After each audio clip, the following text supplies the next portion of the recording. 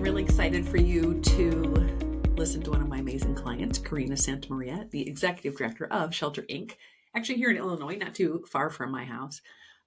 They are working with children and families in the foster care system, foster care, building up families who need help, transitional living, working with youth experiencing homelessness, opening a one-of-a-kind, first of its kind in our state, residential facility for young trafficking victims. It's incredible work, especially for me as an adoptive mom to be just learning more about what they're doing. And so I want you to listen to this episode today. Karina is a really inspiring leader. She has scaled this organization. I probably should have done the math, like fivefold. And she's a social worker. She's an incredible expert in this work, and I think she's being humble. She's learned as she's gone, but she's got a great business mind, and her donors are responding to it. And so I want you to hear how she's really taken, which I know so many people who reach out to me. She's taken a funding model that's this challenging and not quite as diverse as they need it to be, heavily dependent on state funding, DCFS, that sort of thing. But needing more general operating revenue, needing more philanthropy, and donations in the form of gifts from individuals, corporations, foundations, and they have done an incredible job. So she's going to give you all the results. They're good. And I hope that you would be inspired to shift your model into one that's diverse and one that lets you think longer down the road and kind of eases some of the pain on that cash flow. So enjoy the conversation. Hi, Carina. Thanks for hopping on the podcast today with me.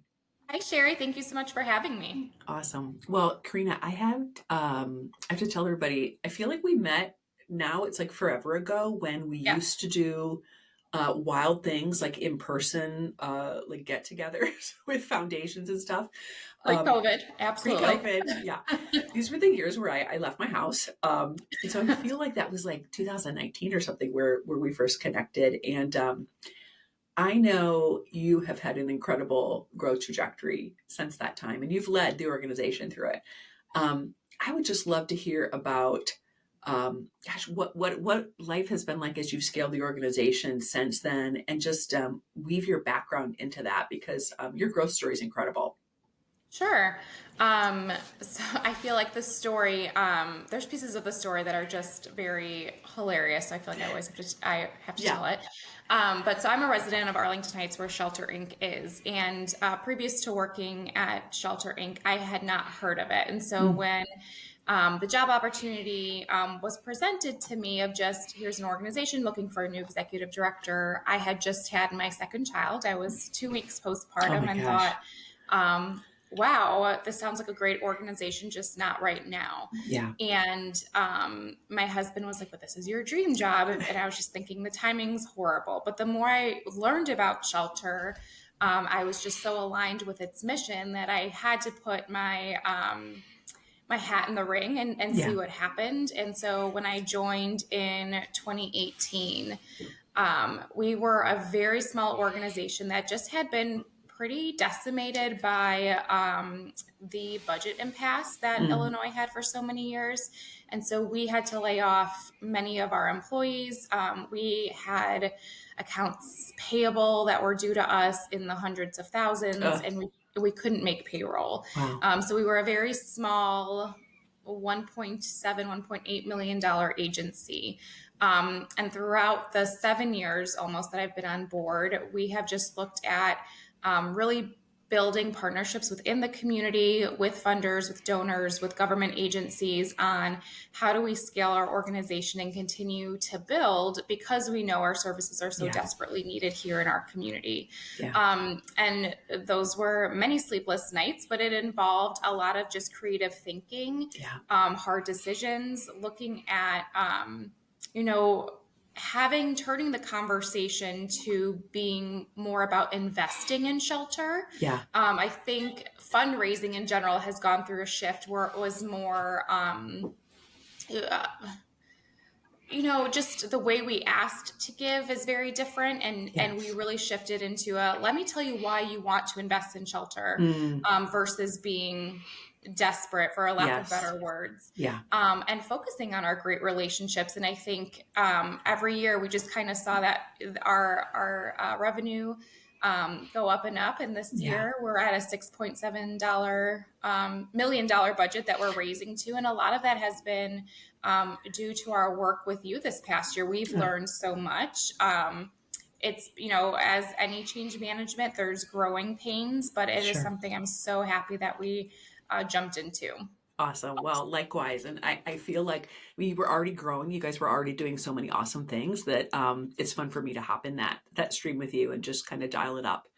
Now, your background is not fundraising. It's give me just like a little like when you came into this org and were like, okay, so we can't do payroll, but I need to scale this and grow this. What was your background? And like I'm just kind of to inspire people who were had you been in the ED role before?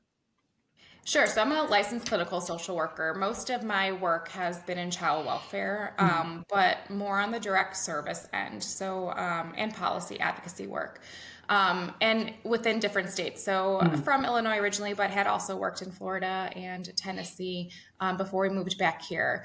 Prior to coming to Shelter, I was working at Dominican University in their graduate school of social work in more of an administrative role.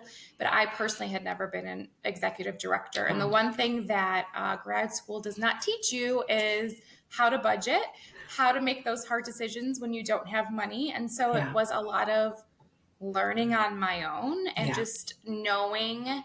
I always prioritized our mission, and I always prioritized how are we going to get services into the Yeah. community. Yeah. And there was a lot of shifting with that as well. And so when I came on board, I feel like I used my social work skills and just trying to get people to really buy into the shift that was needed. Right. But even looking at the tools of how we were determining who was needing services in our community, those were pretty outdated. And so we had to do some shifting into meeting the demands of what the community needs now versus what it needed previously. Yeah. And so that really helped the first kind of growth trajectory. And then we focused more on fundraising after Yeah. that. Yeah. Can you talk a little bit about your funding model? Because you're getting, a lot of revenue from the state, which is, sometimes a good partner, sometimes not a great partner. Yeah. And just your need to diversify. I mean, because really that's, a huge part of what we've been working on together. Can you just kind of talk about, was that creating cash flow issues or just that need to diversification? For sure. So, most of our budget, so over 70%, is from state contracts. And so we partner with Department of Children and Family Services as well as Department of Human Services for most of our funding. So then the 30% is through private donations, whether Yeah. it be grants or corporations or mostly from individuals. That has led to significant issues. While we love partnering with the state, the process of getting paid for the services that we're Mm, providing can be cumbersome and is definitely not on time. yeah. Most of our revenue ends up having to go to court of claims to be collected, and so there are times where we have to rely just on the individual donations that are coming in order Right. to keep our doors open. Right, right. Do you feel like that's why you ultimately decided to get help and invest in help and in the work? Is that kind of the main reason, or were there other pain points? I would say that's the main reason. Yeah. I had a mentor once say, just as an executive director, one of the things you need to do is always know where the puck is going to Hmm. next, and that sticks with me. And I really thought about that. What is next for Shelter, and how do I really continue to grow us? And Yeah. and I knew strategically, I thought the best uh, way to do that was to now put in more effort and time into development, how we're fundraising and what model we're using, Yeah. and really shifting to more of a relational fundraising model so that we don't have to rely on the Yeah. government, because you don't know who's in administration, you don't know how funding cuts are going to happen. Oftentimes, when you're in a deficit, just from a government standpoint, the number one thing that gets cut is social services Yes. because not everybody utilizes it, right? And Mm. so schools are pretty protected, same with emergency services. But it's social services because That again, gets cut. it gets cut and it's not Yeah. used by everybody. Yeah. Yeah. Do you feel like your donors get your funding model? Or, I mean, you guys are having a lot of clarifying conversations, but it always amazes me how donors really don't understand how you're funded. And it's just like, well, don't all my tax dollars just go to this? Why would I give to you? Like, did you run into that before? Or no, I know we still are having those conversations. Yeah, I mean, I think yes and no. I think donors who have been longtime investors in Hmm. shelter really understood the need for this and were really excited about our shift in this and have provided such great feedback. Yeah. Um, on the other hand, people who may not be as aware of how nonprofits work, it is a struggle for them to understand it because they just assume that the government, we're funded by the government or we're partners Right. with DCFS, and so that is who's taking care of Right. the payment. Yeah. It's critical to, well, we've been working on these investment level conversations just to really, frankly, educate donors on what the true need is and how it is so much greater than what you're receiving from the state. Sure, and how the true need also includes growth. And Yes. so when we look at what the government, what our government contracts are giving us, that's just to get by. That does Baseline. not exactly, that does not include any innovation, creativity. How do we really get those services out in the community? How do we structure shelter so we can do that? Infrastructure and investment in infrastructure, those are Yes. our needs. Yes. And oftentimes those are the things that are not provided for. Yeah. Yeah.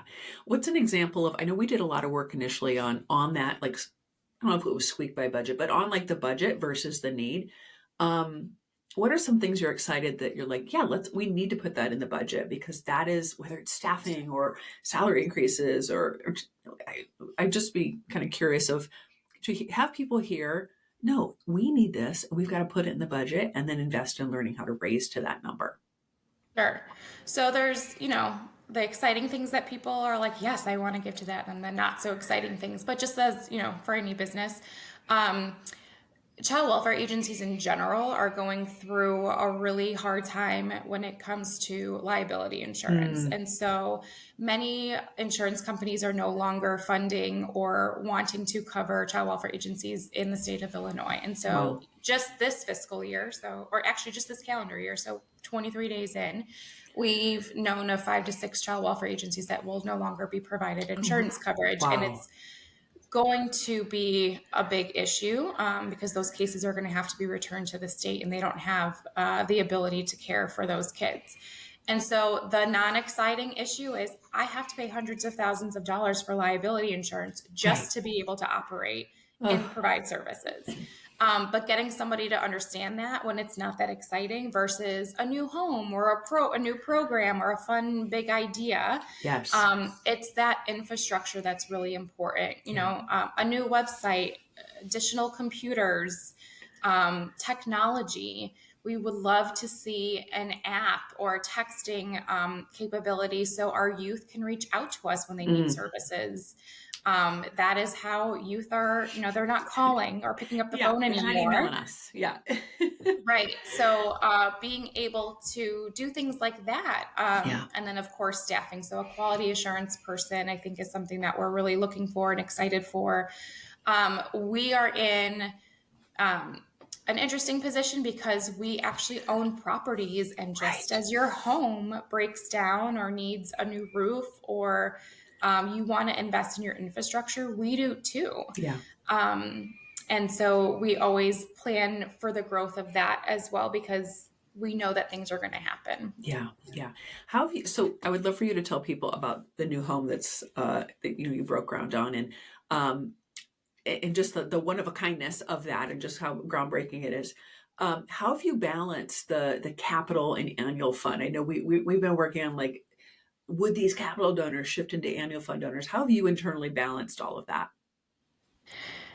I think it's still a process. Hmm. So our new project is going to be Illinois' first DCFS approved home for victims of human trafficking between the ages of 12 to 18. And so we've had many investors excited about this new project. Rightfully so. It's very exciting. Yes. But they only want to give to that program. And so we now have restricted funds for that program Yeah. to only be used, but are struggling on the annual fund side. And so last night we had our quarterly State of Shelter Inc. Meeting with our whole agency. And it's still a pain point Yeah. because there's some programs who needed basic things that we don't necessarily have the money for, but Yeah. we have all this money sitting in a fund that can't be used. Yeah. And so we're really trying to shift our language and our asks specifically for general operating so that it can be used across the board for all programs and it's not tied and sitting in a restricted fund. Yeah. Yeah. It's critical. It's critical. Well, that leads me right into our work together as we've been trying to smooth out all of this. Talk to me about maybe what particular aspects maybe have made the difference for you or maybe surprised you as we started working together. Sure. I would say the biggest surprise was that I was more comfortable making the ask than I have been previously. And I think it's because I spent time building that relationship.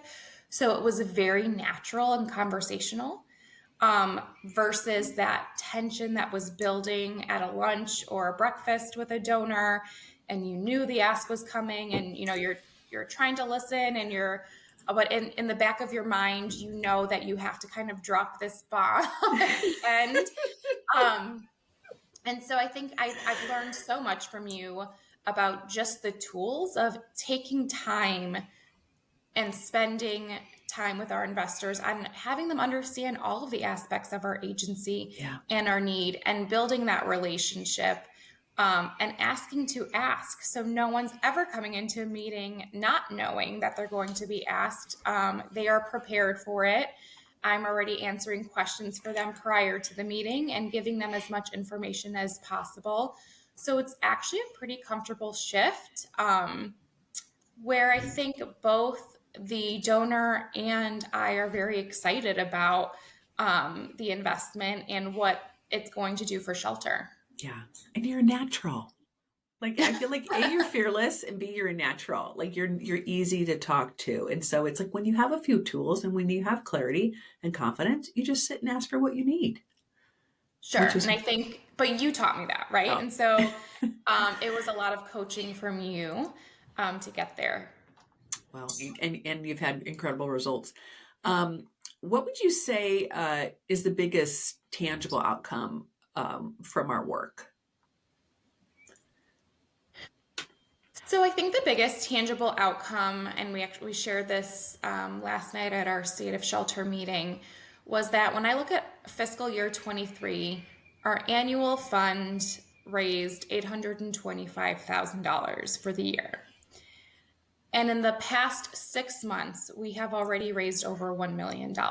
Wow. And so we're not even, we're just halfway through the year. There's still so much more that we Yeah. can do. And we are already making more or seeing more investment into shelter than we have in the past for a full year. And I think Yeah. it shows that the model works, that our time with our donors also works, but that they're Yes. really excited for our work and love seeing what their investment is going towards. Yeah. I love that. Well, congratulations on that. Thank you. So as we think about what life looks like for the organization today, I've had the opportunity to work with your incredible fundraising team as well. It's not just you. Talk to me a little bit about how your staff has responded to the work, just as on this journey. Sure. I would say the beginning of any change is hard. Mm-hmm. And my director of development, Simone Wheeler, she was the one who really took the charge and had to even convince me at times and had to remind me. We had a lot of conversations about Yeah. being comfortable, being uncomfortable, because there were times, especially in the beginning, where we had to start the work that we saw no money coming in, and it Yes. would have just been easier to throw an event that only made 10 cents on the dollar Yeah. because some revenue was coming in. Yep.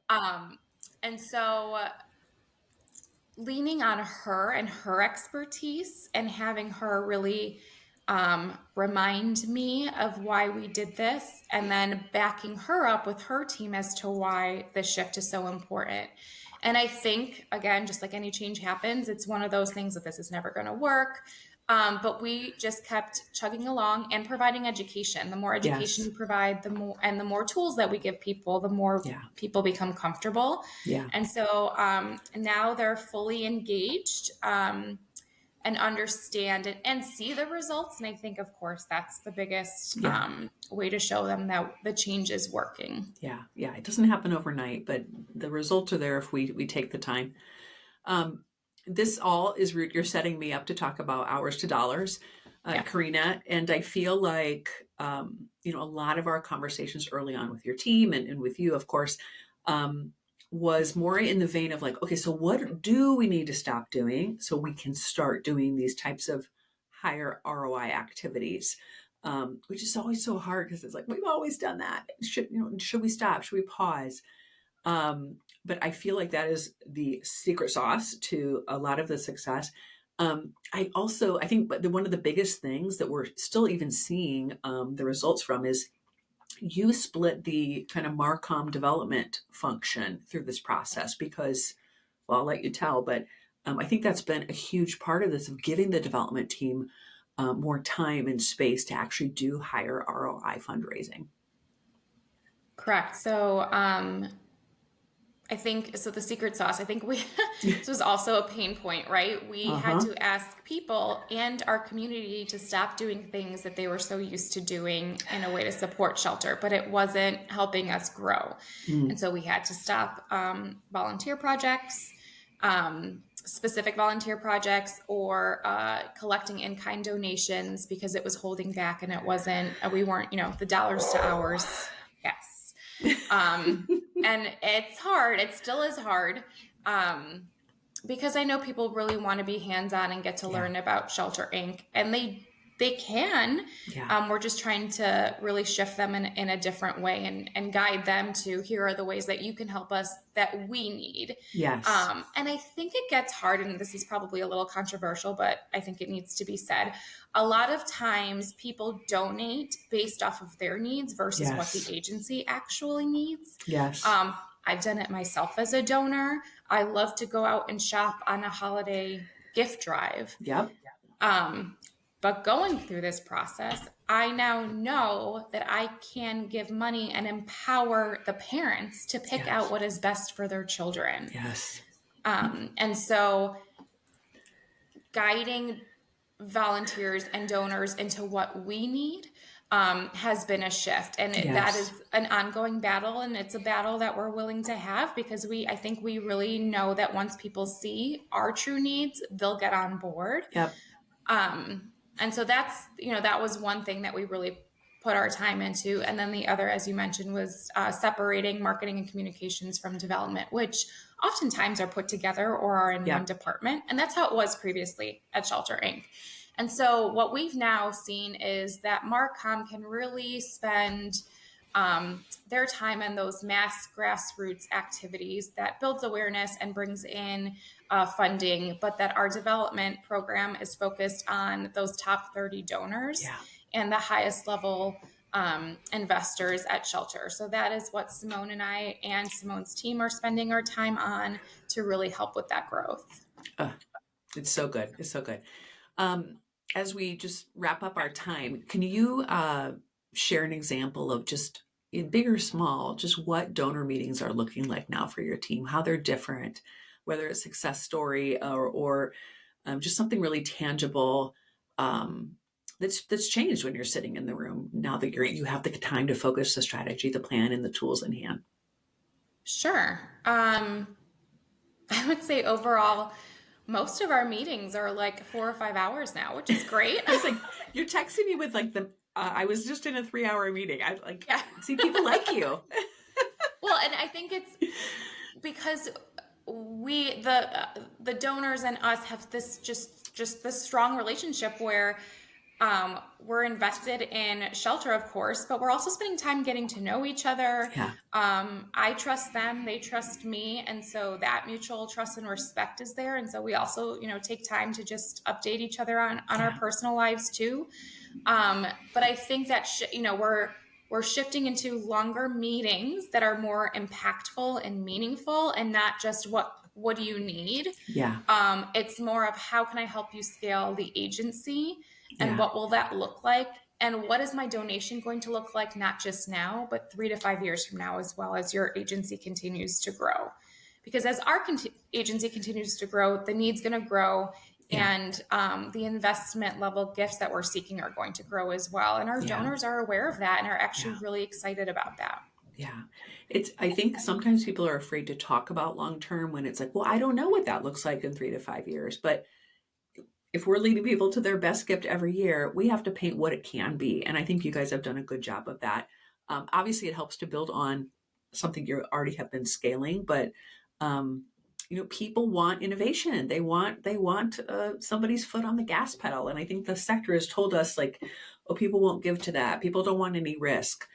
Sure. This is a big problem that you're solving, and it's going to take big solutions and big dollars. And so I feel like people have responded to you and your passion about that. I had a donor approach me and make an investment in an idea that he wanted me to come up with. And he said, I want you to be innovative and creative and take a risk, and I don't care if you fail. What are the And chances? yes, that's once in a lifetime. But shouldn't be, because Yes. that gave me the ability to now turn that initial investment for a creative idea and risking, what could happen, into our $5 million CSEC home. So that was something Yeah. that I wish more investors thought of Yes. investing in organizations to take those risks and be innovative. We oftentimes just aren't given that opportunity. Yeah. Um, but when we are given the opportunity, we can come up with phenomenal projects that have direct impact on the services that we're Yeah. providing. Yeah. And so, we're tasked with solving the world's issues with no resources. Yeah. And so, this was a huge shift, and also just showed me how much trust the donor had in Shelter and the work that we were Right. doing. Right. And I also always feel like, why wouldn't they invest in something that's quote unquote risky when you just scaled an organization from 1 point something to, like 5 timesing it. You've never served more people. You're scaling, like you are running a great business. To me, it's a no brainer. Sure. Yeah. Yeah. Well, I Okay. thank you, Sherry. I Yes. appreciate that. I'd give to you. Um, Carina, tell me how, or tell everybody how they can find you, follow you, if they want to hop on your website, be inspired by you as a leader. Tell people how to find you. Sure. So please follow us on all of our social media platforms, Shelter Inc., INC. We are located in Arlington Heights, and our website is shelter-inc.org. Awesome. Thanks for being on the podcast. Thank you so much, Sherry.